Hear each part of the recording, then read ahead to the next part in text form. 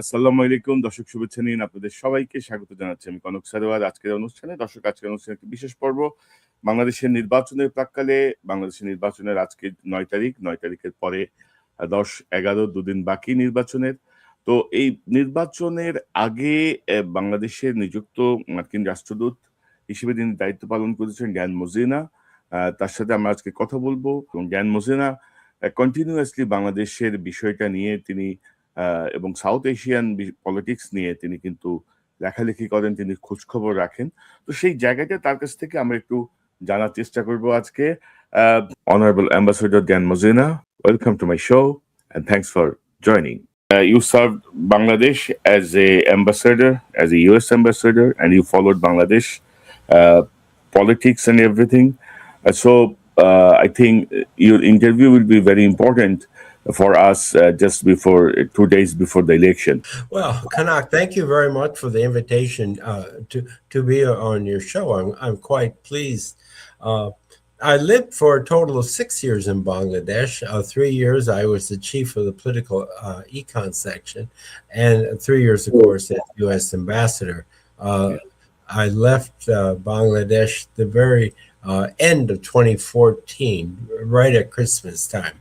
I'm looking forward, by the way, going back to Bangladesh this year. I'm very, very excited about going back. These are really, really fascinating times in Bangladesh. And we have a lot to talk about. And Bangladeshis have a lot to think about as they prepare to exercise their right to vote. Next week, it's only a few days away. Only 2 days actually. Today is 9 and tomorrow and day after tomorrow 11, 12 will be the election day.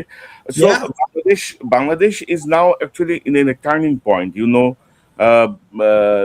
the election and everything. You know, the 5th August, the authoritarian regime, Sheikh Hasina fled Bangladesh. So what is your observation after 10 years, 10, 11 years about Bangladesh today?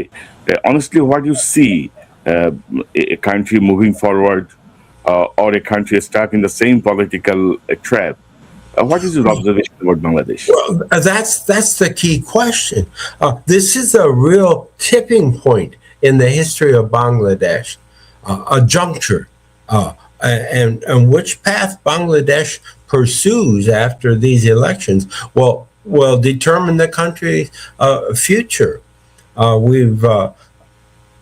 Historic things have happened. I have to be perfectly frank. I always thought I will live long enough to see when the people of Bangladesh pull down the statues to the previous regime. But I never dreamt it would happen so soon. I didn't see that coming. Nor did I think change would be perpetrated by young people, students, and their supporters. And in a way that sets the stage for possibly very effective and free and fair elections. Now think of these students, Kanak. I mean, you and I have been around a while. And when there are revolutions elsewhere, those who carry out the revolution, they grab the power for themselves. Yeah, for better or worse, usually for worse. But what do the students and the young people do? No, they realize, hey, this might be beyond our capabilities. Let's get someone here who can actually lead a transition process. And who do they pick? They pick the very best guy. The very best guy, Professor Yunus. We all know Mohammed Yunus. Wow. So that's why I think this is such an exciting time in the history of Bangladesh, a country that's near and dear to you and me both. And like you pointed out, in just a couple days, the people will speak. Yeah, so actually, this is not only a general election. This election actually is also about changing the system, about reforming the constitution, about fixing the balance of power, and many more things. You know, election and the referendum, yes, no vote will be in the same day. So what is the expectation from your experience about Bangladesh? What do you see? Well, in my engagement with Bangladesh, there is no precedent for a referendum like the people are going to vote on in just a couple of days. This referendum is critically important because the people will speak. Are they happy with the system as it has been? And I'll be honest, that has led to ineffective governance. Or do they want to change the system? Do they want to change the parliamentary structure? Do they want to change the balance of power between the prime minister and the president? And there are a number of other issues. So the people will speak. How they speak is up to them, and you and I will know in just a couple days. But if they convey that they want to reform the system, change the system, strengthen the system, so the country is less threatened by the rise of authoritarianism, then a second question arises. Because, okay, the people speak. They say, we want change, we want reform, but will the new government of the day move to effect that change, that reform? That's an open question. And you and I were sitting here, we're talking to each other very nicely, but neither of us knows what the new government will do in terms of effecting that change. And I think very strongly the government must undertake with dispatch, without delay, to formulate concrete changes that implement the wishes of the people as conveyed in the referendum and move to make those reforms, those changes, reality. That's a big ask. Yeah. But that new government cannot ignore what the people say. But I think the government will be in pressure. New government will be in pressure because they see the July uprising, people's uprising and their protest. So they will not. This will create some pressure on new government, I believe. But let me comment on that. I agree it will create some pressure, but also don't forget that some of the of those portending for power or running for power sort of like the old ways. Right. You know, they benefited from the old ways. And so there will be also pressure not to affect change, but sort of repeat the old ways. And I hope that doesn't happen. But I'm just trying to be a realist. Yeah, before the election, actually, you're also observing some things like they already against a few reforms, a few political leaders are against the yes vote, ha vote, the referendum. So I think let's see what happened on 12th February. But we see BNP and Jamaat coming back into the center of the politics. At the same time, the Washington Post says U.S. leading toward engaging with Jamaat. Okay, I just wanted to show you the newspaper clip where they said US seeks to be friends with Bangladesh's once banned Islamic party, that is Jamat-e-Islam, and this was leaked from a leaked audio conversation between US embassy officials and Bangladeshi journalists. So let me ask you directly, actually. In the US is more concerned about who wins or just about managing the situation in South Asia, or what is the position of US according to this Washington Post report? What do you think as a former ambassador? Well, I need to clarify, and probably should have done at the very outset, that I am no longer an employee of the U.S. government. I have, in fact, retired. And so I do not speak for the U.S. government. I have no special insight into the thinking inside the U.S. government. And so my views are my own. So I am very free to Yeah. No, speak my own thoughts. that actually, And I will share openly my thoughts. But yeah. please, I hope none of your viewers is confused to think that I speak in any way for the U.S. government, because I do not. But I will say this in regard to your question. I think it's important that, and the U.S. government will do what it does. I'm just sharing my views, Yeah. my hopes, and that is that we will engage transparently, constructively, effectively with whomever emerges victorious in the February 12 election. Bangladesh, as you and I know, it's the 8th largest country in the world in terms of population. It cannot be ignored. It's a major country, and we need to engage fully with that country. And so that would be my hope. You observed Bangladesh and Bangladesh politics very closely. One of my foreign ministry friends said Dan was one of the most brilliant U.S. ambassador to Bangladesh. So, so that's why I asked you today. Well, I don't know anything about that. I do know this. I love that country, and I love the people of Bangladesh. I So, make no bones about it. so- yeah. So then, when you are in the chair, like as an working as ambassador, that time actually Awami League turned into a authoritarian direction. So my question is very simple: Why? What went wrong, actually, and why did relations between the Hasina's government and US become so bad at that time? Because they sometimes the bullied against you as a sitting U.S. ambassador, the bully against you.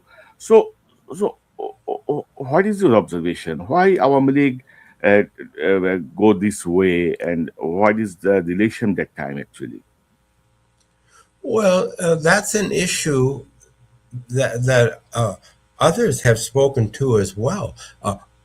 Power is like a disease, and once you experience and taste power, it just sort of, for many people, it becomes incorporated into your being, and you become absorbed with it. All you want is more power. And I think this is what we saw manifest during Sheikh Hasina's time. She became so focused on sustaining power for herself and her party that everything else was a subordinate pursuit. And we see that in countries around the world, and I won't mention them because it's probably not appropriate for me, but it's obvious. And I will say this. I see a rising threat of that same phenomenon in my own country, here in America.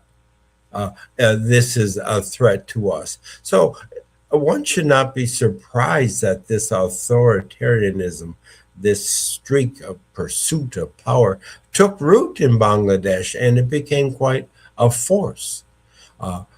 It like I said earlier in our comments, I was always confident the people of Bangladesh would not live with it forever.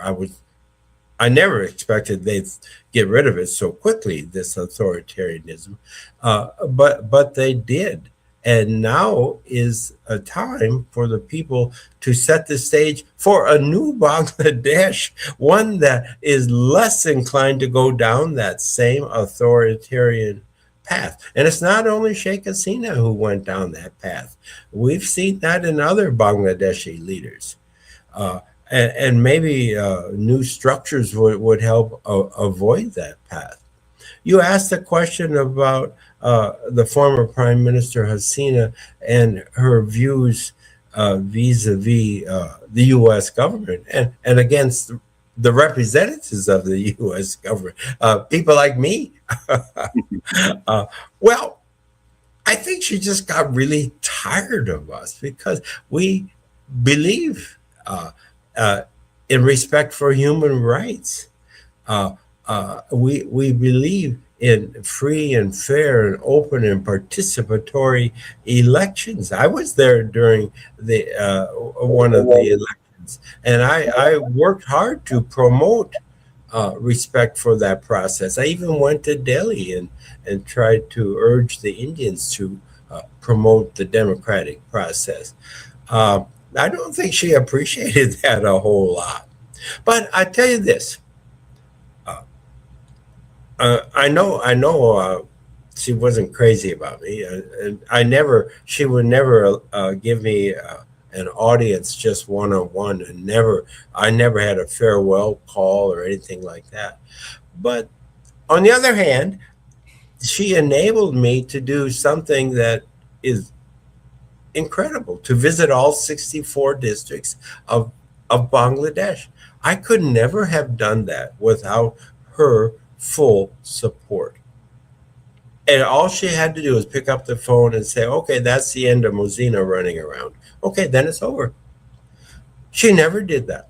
She supported those trips, laid on security, made government guest houses available. And when I went to her home district of Gopalganj, she sent a family member with me to show me all of the sights to see in that district. So I don't know, a bit of a mixed message, but I think the bottom line, she wasn't too crazy about me. In a sense, I benefited because I used my since she locked me out, I used that time to travel all over Bangladesh, and I always had good relations with her ministers. Which I always thought was a bit strange, but I did. I think of our work with the health ministry, the defense ministry, all of these agriculture ministry. Oh, we had active, ongoing programs, and the ministers would always receive me. I can't recall anyone saying, "Oh, I don't think I'll see the U.S. ambassador because Hasina's not too happy with him." No, I had access, and we worked together constructively. So it was always a little bit hard to understand. I don't worry about it. I think about the wonderful people of Bangladesh. That's what I think about. Okay, so but yeah, we observed many things that time because at that time I was in Bangladesh, so I observed very closely their attitude, support, their criticism against the US and EU, especially. So, but just on 5th August, Sheikh Hasina fled and Yunus administration came in, and you praised Dr. Yunus in your opening remarks. So, but people say government is not following the spirit of the mass uprising, and government is very slow, playing too safe. Uh, Actually, does it look like real change or the crisis management? Oh, The uprising, after uprising, people believes in Dr. Yunus that he will play a very vital role to change many things, but now we see he just managed the crisis. He's just playing very safe. well, first of all, tremendous changes in the offing in Bangladesh, and Muhammad Yunus gets great credit for it. But just imagine, there's Muhammad Yunus going about doing, he's got a lot of work going on, not only in Bangladesh, but around the world. And he gets a phone call from a group of revolutionaries saying, hey, Dr. Yunus, we need you to come in and run the transition process. What? Where does this come from? And where's the playbook that telling me everything what to do? There isn't one. And Muhammad Yunus, I said earlier, he was the perfect choice, and he really was the perfect choice, because there is no playbook. You have to use your own instincts, your own integrity, your own creativity, your own intellect, to try to forge a path. There's no path through the forest. You have to make the path. You have to cut the path. You have to create the path. And he did that. Did he do it perfectly? Oh, I'm sure not. And there will always be people saying, oh, you should have done this, should have done that. All of that's fine.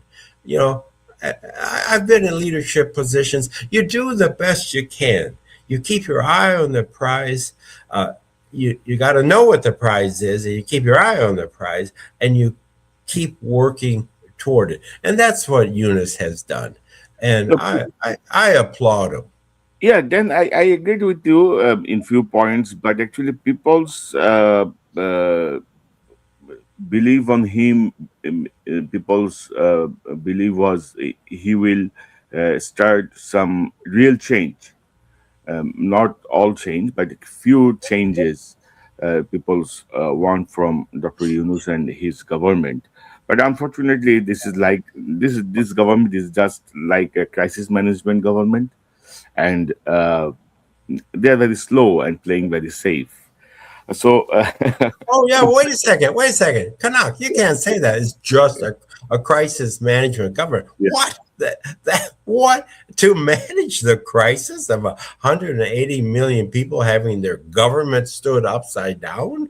yeah. That's that's beyond a crisis. I don't know what the next. No, from that point of view, okay, You got that's to give him okay. credit for it. You can't expect he's going to pull the country through all of this upheaval, and at the same time come out with a whole 500 pages of reforms.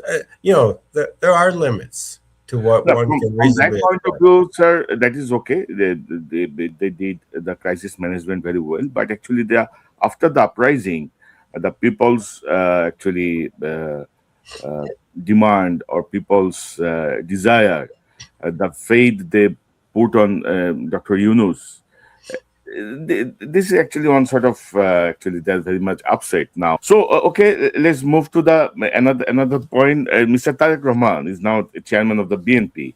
He was persecuted, severely injured by the army-backed 111 government, and he lived in exile near 17 years. How do you really see him today? BNP under his leadership will do politics better than before, or what is your observation about new chairman of the BNP, Mr. Tariq Rahman? Well, first of all, I have to say I don't have any personal relationship with him. As you know, he was outside of the country throughout the whole time that I was there as ambassador.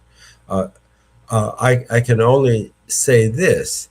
I hope he has learned some critical questions by examining what happened to the all-powerful Hasina regime. It collapsed. It collapsed in 5 weeks. And all those statues and things we talked about all pulled down. Now, why did that happen? Because she slid down the slope of authoritarianism. She forgot what democracy is. She forgot that her job is to fulfill the democratic process, enable the people of Bangladesh to express their preferences. What do they want? Where do they want the country to go? She forgot that. And I hope that Tariq Rahman, who is among those who might end up in the big chair, I hope he doesn't forget those lessons.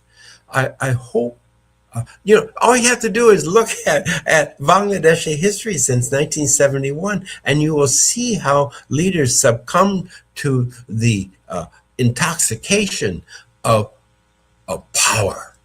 We talked about that already, but power. And so the thing on Tariq Rahman and other political leaders, not just Tariq Rahman, is to resist that temptation and never forget you work for the people of Bangladesh, period.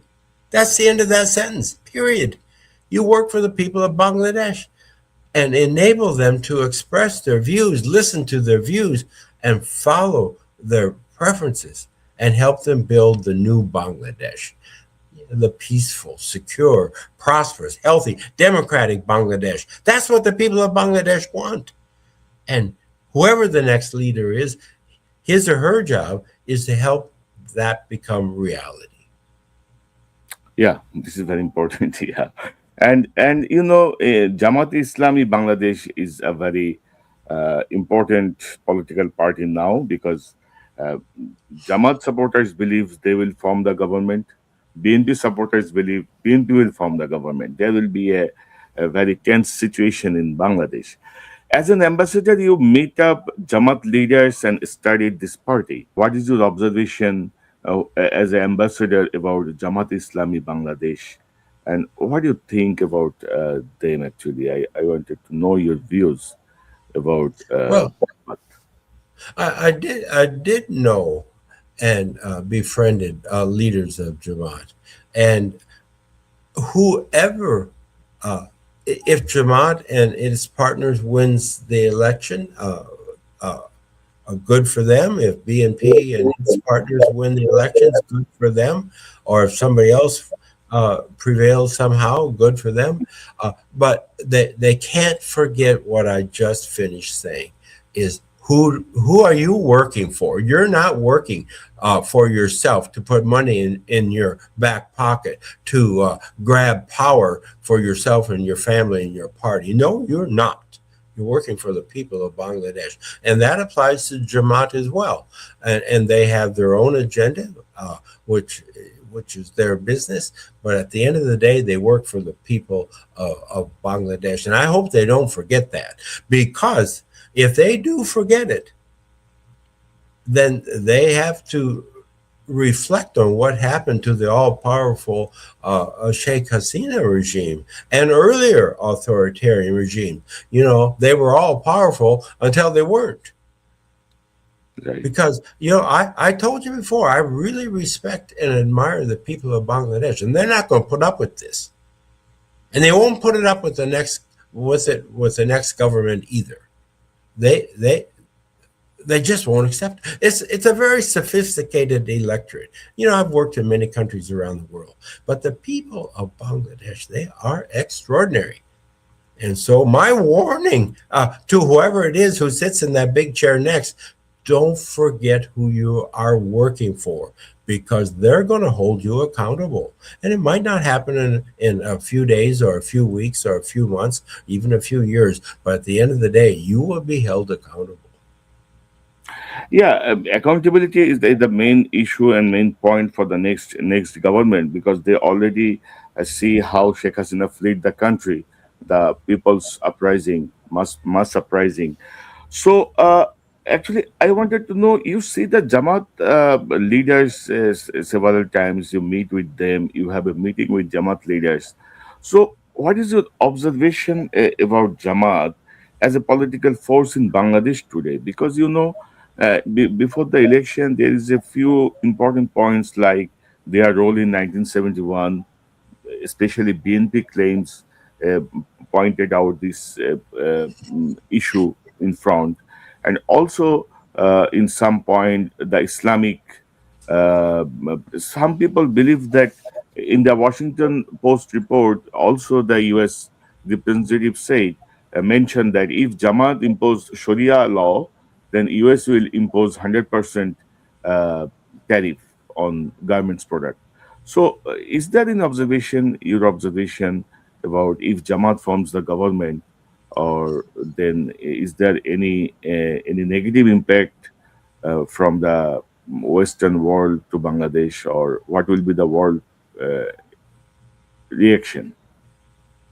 Well, first of all, I must observe that I served as a U.S. diplomat for 38 years, including a couple times as a U.S. ambassador in different countries, including Bangladesh. Yeah. And along the way, you learn some things. And one of the lessons I learned is not to pay too much attention to these secret reports from anonymous people saying this or that. I actually, in the Washington Post, that article, and of course I respect the Washington Post greatly, but I don't pay too much attention to that. I think at the end of the day, it's not useful to do a bunch of speculation based on anonymous reports.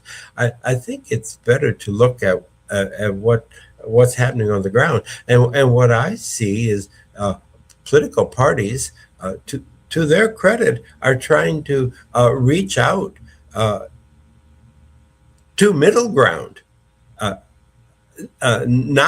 not fueling the extremist elements in their party, but trying to reach out to centrist people. And I think it's having some impact. I think Jamaat is trying to take a more balanced approach. I think another BNP maybe is trying to reach out to former Awami League supporters. I don't know to what extent that's been working. But those are worthy efforts to broaden the base, and I applaud those efforts, and to avoid going down extremist paths. Yeah. And yeah, Bangladesh political parties is not the main stakes. There is also the military role in our politics. You know, Bangladesh army has played a big role in politics before. The role reduced in 1990 when President Ershad stepped down, then came back in the name of 111, and again in the time of mass uprising, and the military role is very significant to topple Sheikh Hasina. And in this Yunus regime, they are the player behind the screen, very strong player behind the screen. So, what is the real danger if the military becomes too powerful in politics? And second thing, uh, from your Bangladesh experience, what concrete steps are needed to keep the army in the barracks and the politics in the parliament? Well, as you were suggesting, the military has, throughout Bangladesh's history, been involved, sometimes more deeply than other times, but always involved. And I'll be honest, usually it's not been for the better. And we could sit here and spend a long time talking about the negative impact of some of those military engagements. One always hopes the military has learned lessons. When we look at last August, July, August of 2024, you saw that the military made an effort, a successful effort, to restrain itself and not start shooting its own people. I mean, that suggests lessons were learned.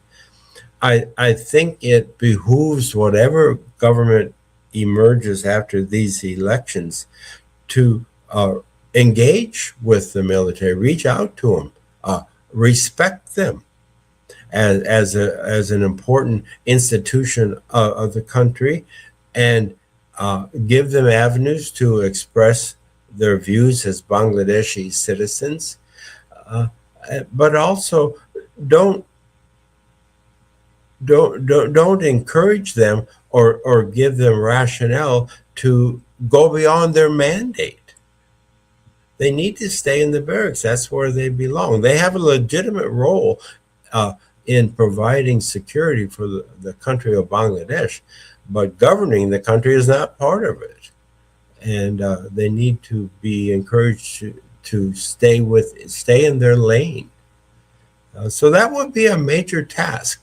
And I'm encouraged by the tendency of the military in 2024 during those historic times of revolution on the streets of the country, that they restrained themselves against the wishes of the government of that time. Yeah. This time, maybe we will rebuild our army newly with new government, with new approach, with new decisions. I hope so. Well, rebuilding the army, one is always rebuilding your security forces, your military forces. And the goal is to seek that the members of the force and the leadership of the force are apolitical, that they realize their role is to provide the nation's security, that they realize that they are subordinate to the civilian authority. And so when you're rebuilding these institutions, I think part of the criteria as you do so is to strengthen the commitment of the leaders and the members to civilian rule and to staying neutral, and staying out of it.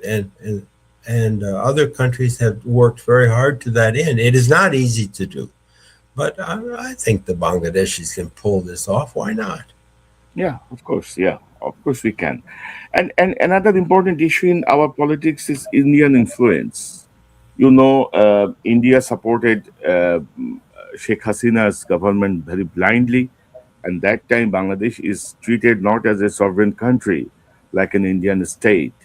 So, actually, what is your observation about Indian influence on Bangladesh, and maybe in 2014 election? In that time, maybe you visited India, Bangladesh for the negotiation, for some try to minimize the situation. So can we know actually about that time, the 2014 election time and Indian influences? What is your observation? How can we resolve this pressure, unethical pressure by India? Well, my belief, just reflecting back on the 2014 elections, is that the political process of Bangladesh is the business of the people, the Bangladeshi people. And the challenge is to build and effectuate an effective democratic process. So Bangladesh didn't need then and doesn't need now outsiders to tip the scales of the election process in Bangladesh. So it's okay for outsiders to support the democratic process. It's not okay for outsiders to put their finger on the scale and support one party over another. And one might argue that some of these chickens have come home to roost for the Indians, but I lived in India for 3 years. Oh my goodness, they will sort this out. They understand India needs and will want good, constructive, cordial relations with the government that emerges after the February 12th elections. They see that, and they will make that happen because that's in the interest of India. In every country, I've said in our earlier chats that every country, the job is to promote its interests, and India will promote its interests by having good relations with whatever the government is that emerges after February 12th. Yeah, but actually, last 15, 16 years, Hasina regime, Bangladeshi people are very annoyed on India because of their behavior, because of their support. They're very angry.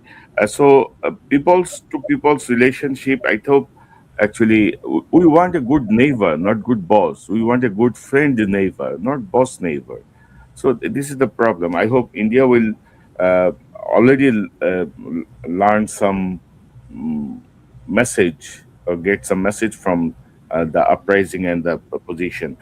And then, how do you see Sheikh Hasina's political future now?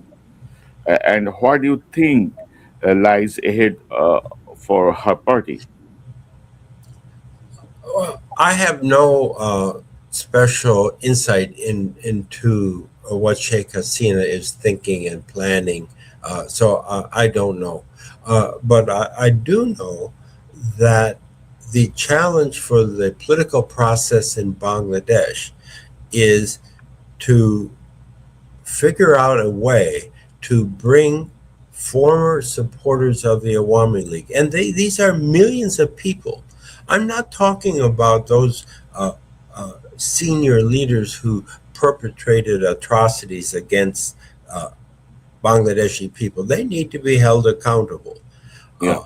And I mentioned one time about the Truth and Reconciliation process that Nelson Mandela implemented in South Africa when the country transitioned from apartheid to democracy. So maybe some version of that. And that would be affecting leaders and holding them accountable. But in addition, you have millions and millions of supporters who did not commit atrocities against anybody. Now, what about them? And they need to be brought into the political process. I'm not sure how to do that. If there's some kind of new party emerges, some kind of different kind of Awami League emerges, or if somehow these people find homes in existing parties, I have no idea on that.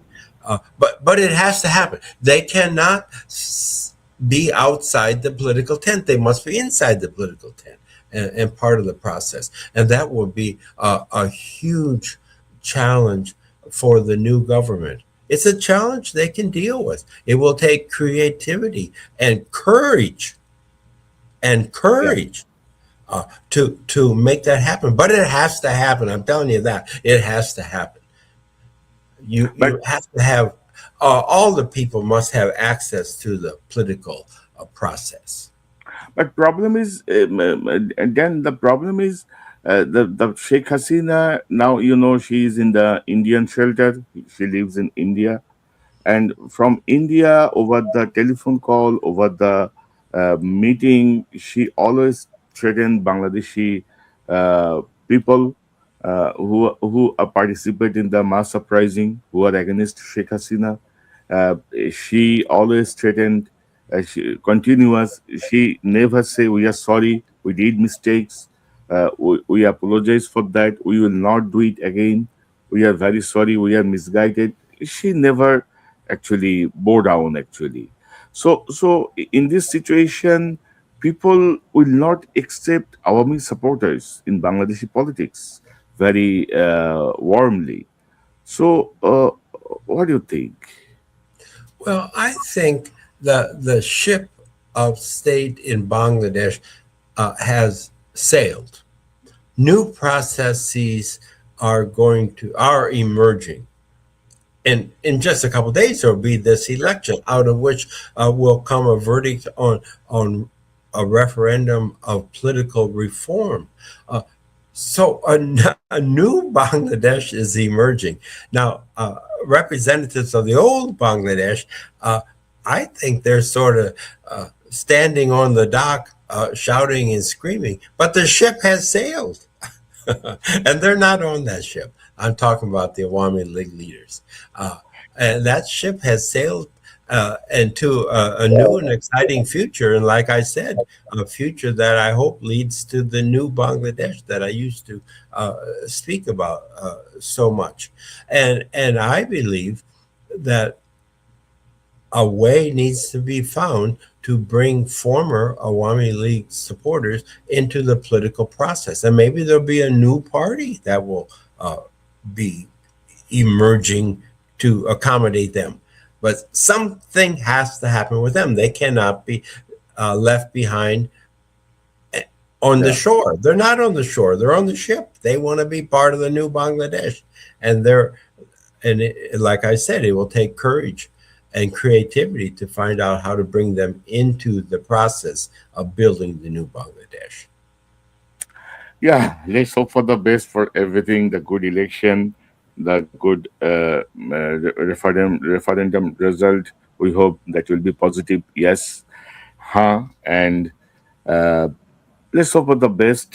Ambassador, Jan Mozena, thank you for your patience and answering all the questions. Thank you again. You're very welcome. Yeah. And I join you in hoping for the best, because I have a lot of faith in the people of Bangladesh. And I think at the end of the day, they're going to get this right. And the revolution that started July and August of 24, I think is going to eventually, it's going to be with hiccups. It's not going to be smooth and everything easy, but I think it will lead to the new Bangladesh, which will take the country to even greater heights. But, well, you see that strength already on the economic side, but we need to see it on the human rights side, where there's full respect for the citizens' human rights.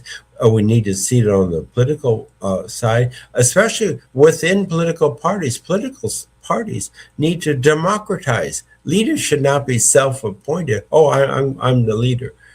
Well, no, the members choose the leader. So then, in a real sense, there needs to be democracy within the party. So these are challenges, but I'll vote with the people of Bangladesh.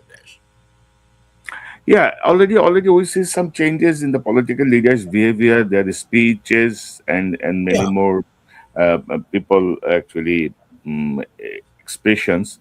So we are hoping for the best. Actually, thank you, Janina. Thank you again for your and thank you. Take care.